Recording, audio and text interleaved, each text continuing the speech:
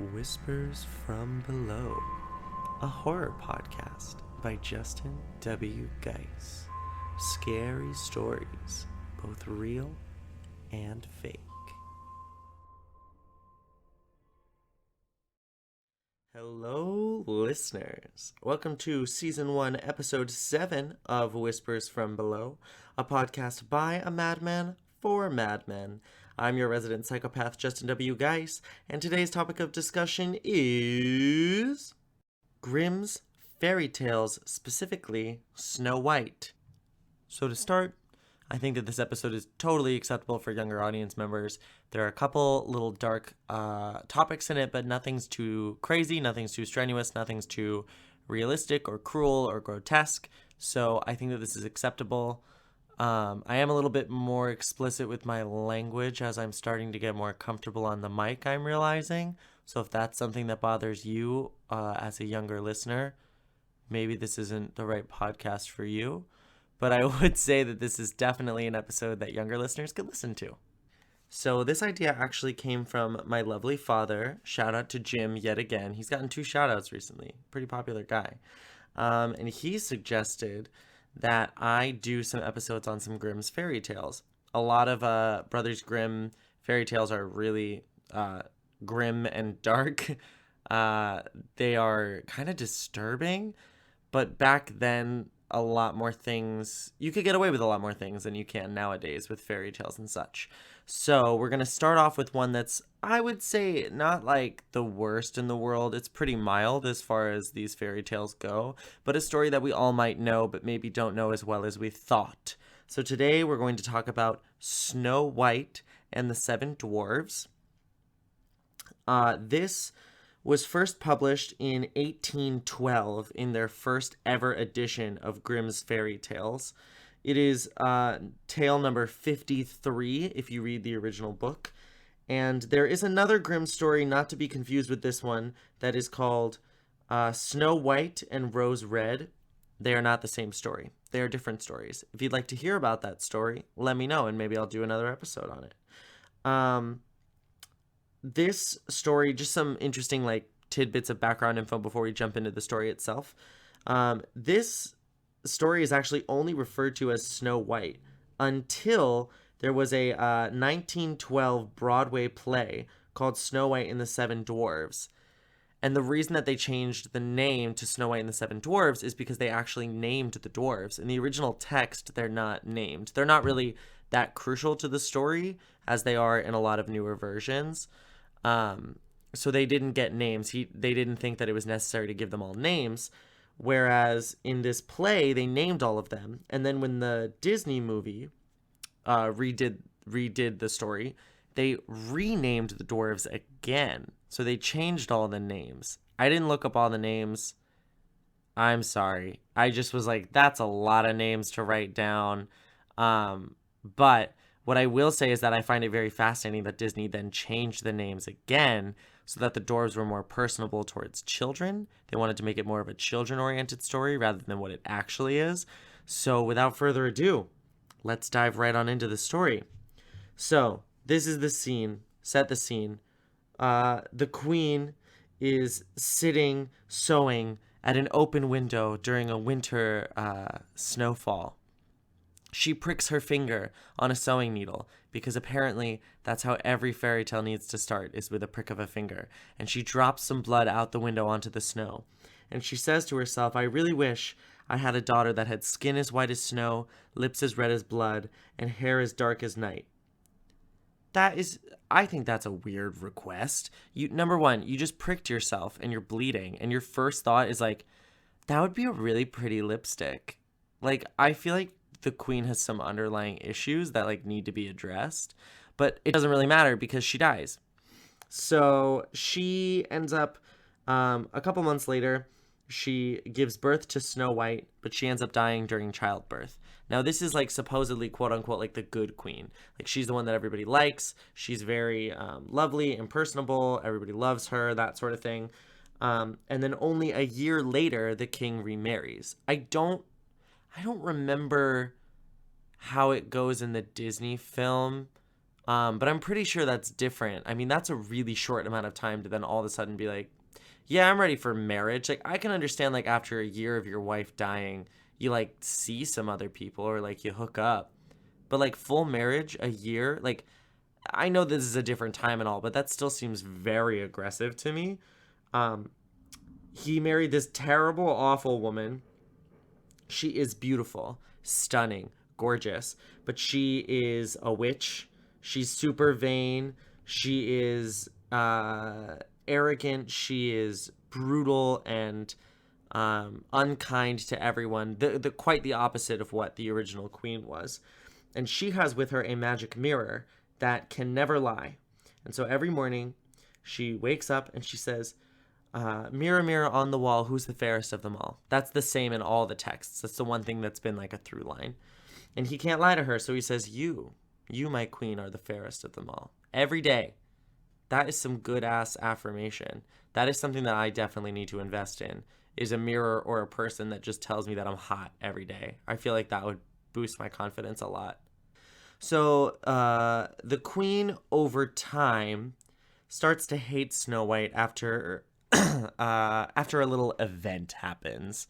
So the queen asks the mirror, hey, who's the fairest of them all? And as Snow White started to get older, the mirror started to answer that it was Snow White.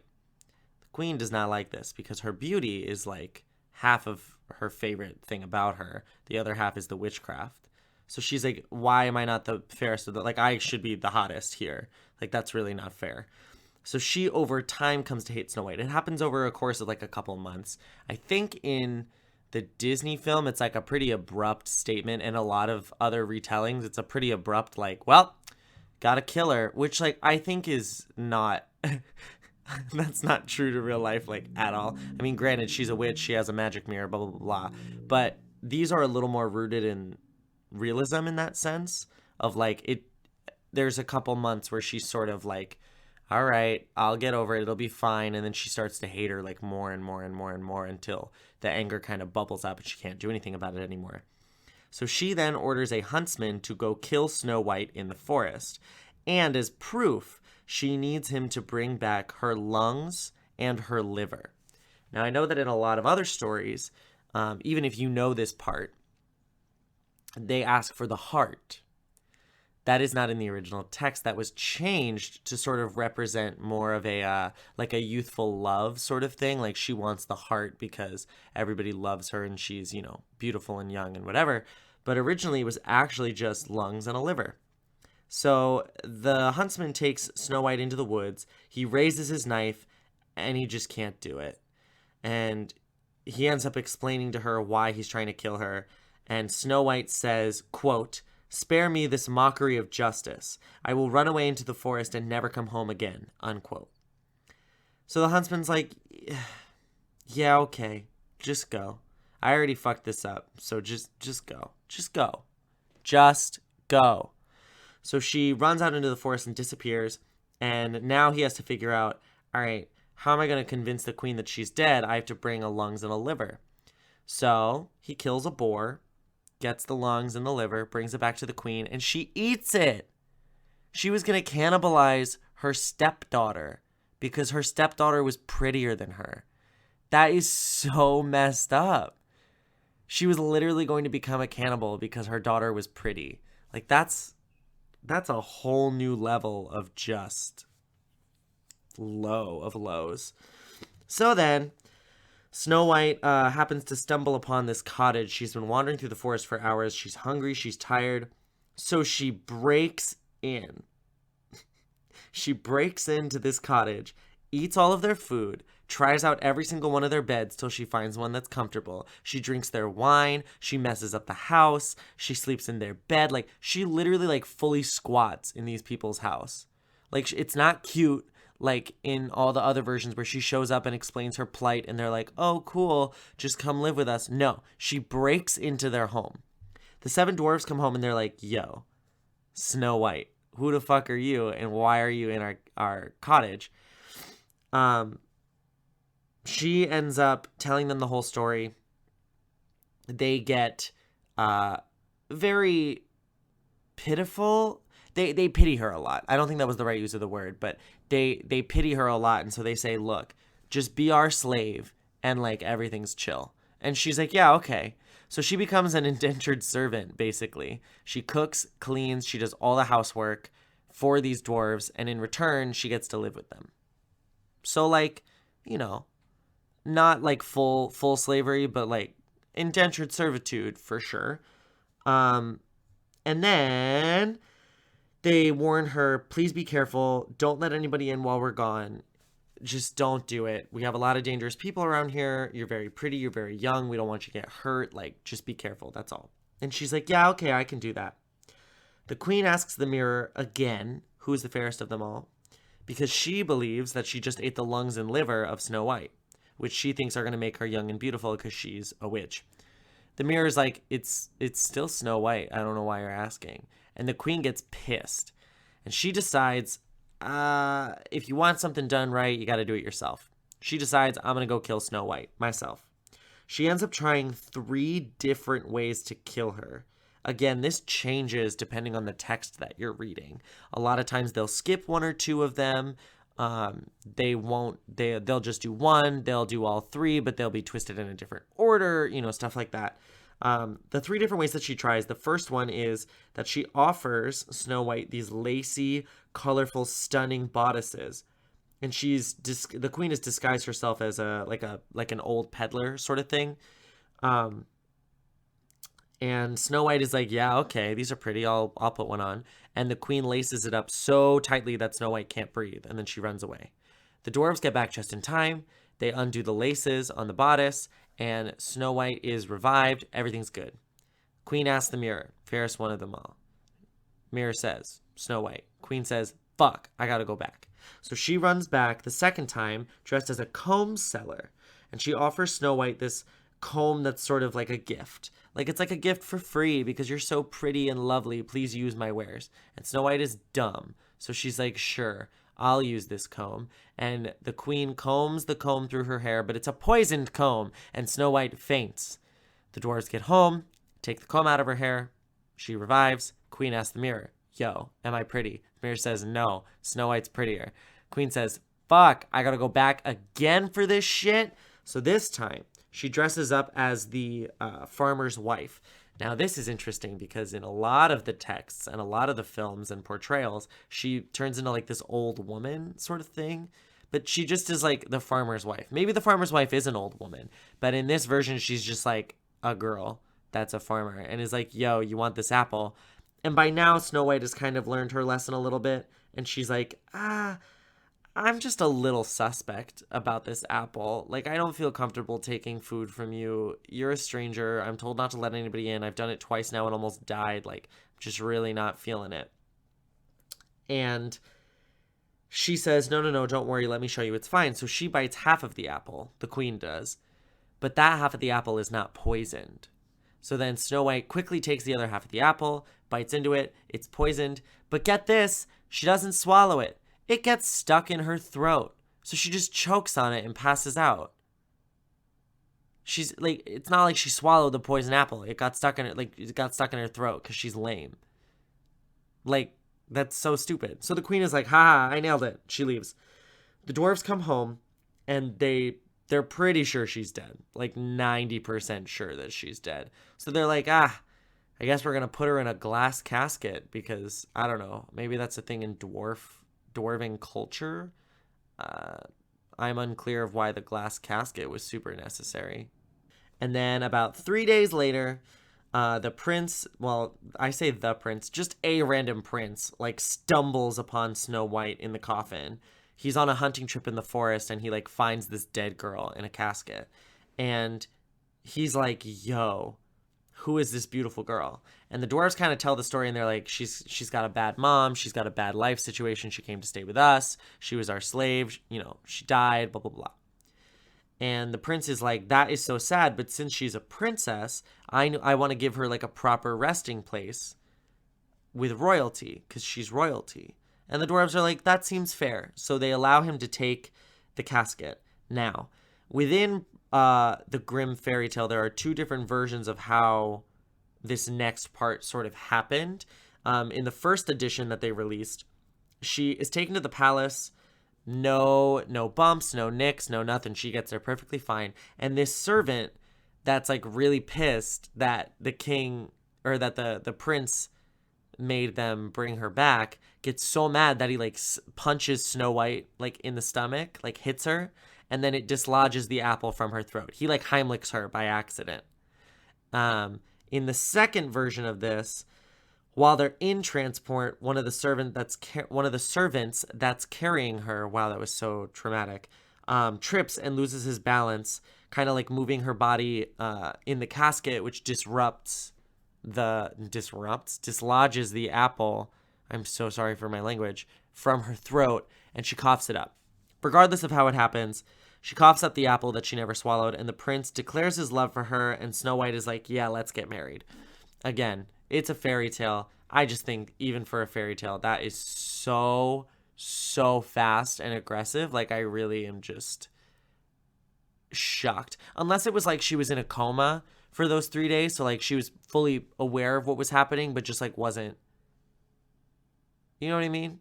Maybe she was like fully aware of what was happening, but couldn't like respond. And so when the prince saved her, she was like, oh my God, you saved my life. Like she knew of the, anyway, I don't know. I'm really trying to make this work, and I don't think it does.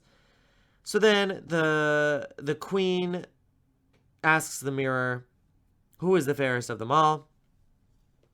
And the mirror says, the prince's bride. And she's like, who the fuck is the prince's bride? I just killed my own daughter to be pretty, to be the prettiest. Who is this bride? So Snow White and the prince end up inviting literally everyone that they possibly can, including Snow White's family, which includes the evil stepmother, queen scenario. So she doesn't really know who the bride is. She doesn't know it's Snow White. So the queen goes to the wedding to sort of investigate. And when she discovers that it's Snow White, she is furious. She's like, I've tried to kill you like 4 times and you've survived every goddamn time, and I just want to be the prettiest. So she gets really mad and she tries to stir up all this chaos at the wedding. She starts like spreading rumors and blah blah blah. The prince like recognizes her, like sees her as the threat, and for punishment of attempting murder on Snow White, the prince makes the queen wear a pair of red-hot iron slippers, and she must dance in them until she dies. I think in the text it says drops dead. So you have to put on like basically cast iron skillets on your feet and dance until you die, which I think is just a really messed up way to go, personally. So that's, and then happily ever after. It's the whole story, whole basic plot. It's not super in depth on anything. I mean, it does bring up the point of like, do what you're told sort of scenario. When Snow White's living with the dwarves, like they tell her, please don't let anybody in, please make sure you're safe, and she doesn't do it and she gets hurt from it. So like there's a little bit of a cautionary tale from that. But this story, as far as modern fairy tales go, is very dark. I mean, the fairy tales that we get today are like Moana and Frozen, which are about like whole kingdoms being plunged into turmoil, but sort of like everything works out fine. This one has like death, cannibalism, witchcraft. I mean, it's pretty good. It's a pretty good story. It's fascinating to me that people wanted to make this like family friendly. Like that is not the first thing that I'd think of when I read this. Like you read the story and you're like, oh yeah, like this is kind of messed up. Like she broke into somebody's house and they're all just tiny people and she's one girl and she's living there alone. Like that's really suspect. Like what happened to that poor girl? There are other versions of the story where like she gets raped a bunch and like it's really messed up. We did when I was with Milwaukee Ballet, I was in their second company for 1.5 years. I had to get surgery on my ankle because I had an extra bone in my ankle and a cyst. And so the cyst was like hitting the bone, which was tearing off pieces of my Achilles, which was then like hitting the cyst, which was like making the cyst bigger, which was like hitting the bone. It was like a really messed up situation. But so I ended up ASMing. I was the assistant stage manager for a while. Not for a while, for like one show while I was there, which was Mirror Mirror, which was this weird version of Snow White that kind of revolves around the evil queen and not around Snow White. Like, Snow White is definitely a huge part of it, but it's more about the evil queen and how she got to where she was, sort of scenario. And that one is, again, like a portrayal of Snow White, but it's even weirder. Like, Snow White knows her prince before running into the woods, and they're dating, and then like the prince like has sex with the evil step queen, like fucks Snow White's boyfriend, and then like tells her at her birthday party. Like, it's very strange, it's very odd, but it was a really cool ballet. You can Google like clips of it and stuff. It's called Mirror Mirror. It's by Michael Pink. Shout out to Milwaukee Ballet for producing amazing story ballets that they put on.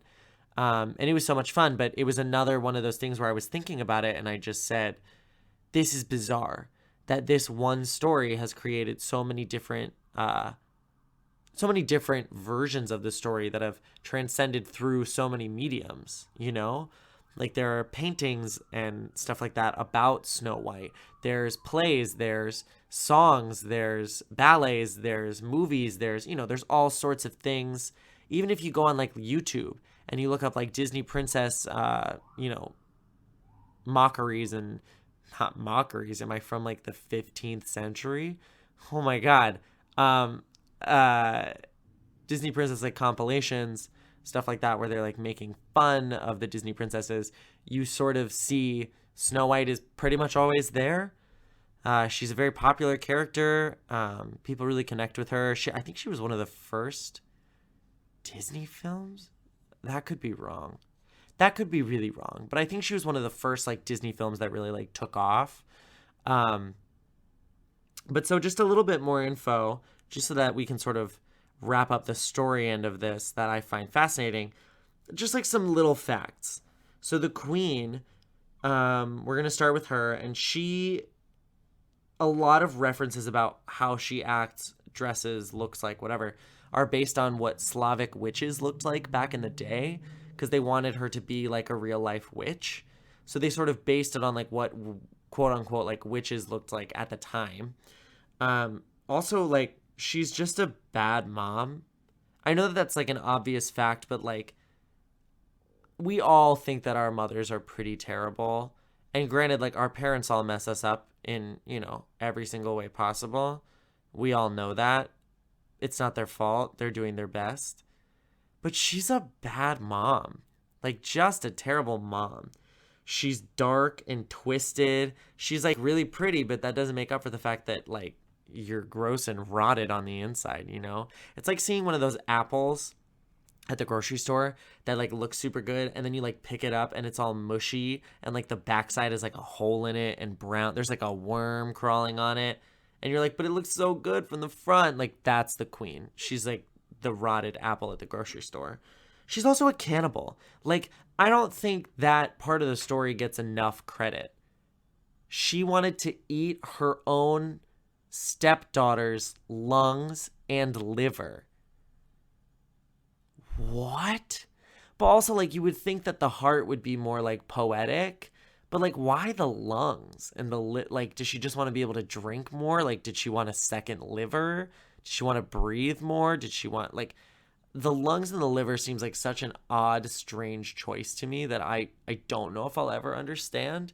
But she's a cannibal. The queen is a weird, witchy cannibal. That's like 100% not okay. So like, as you explain it, if you're like me and you look up a lot of like messed up stories, you might think, oh, whatever. She asked for this girl to get killed. That's not that bad.